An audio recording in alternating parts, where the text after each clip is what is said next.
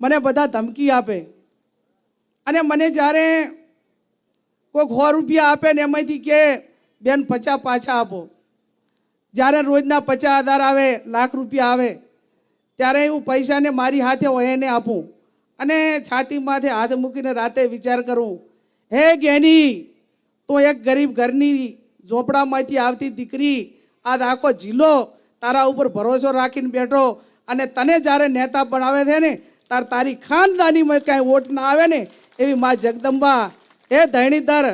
હે નડેશ્વરી માતા, હે અંબાજી, ક્યાંક મારા જિલ્લાએ મારા નેતૃત્વએ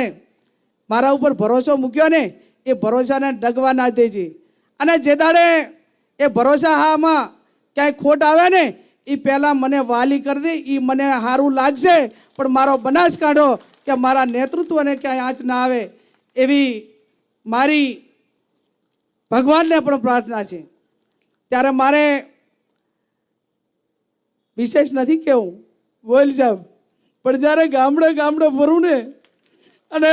લોકો ફૂટ ને હાર પહેરાવે ને ત્યારે એમનું ઋણ મારા ઉપર છે અને ઋણ એટલે લોકસભા એટલે નાની વસ્તુ નહીં, પેઢીઓ ખસી જાય છે પણ ત્યારે ટિકિટ નથી મળતી અને આ બનાસકાંઠાની પ્રજાના ભરોસે જ્યારે મને ટિકિટ આપી દે ત્યારે હે ભગવાન કૃષ્ણ કનૈયા મારી નાવ તારજે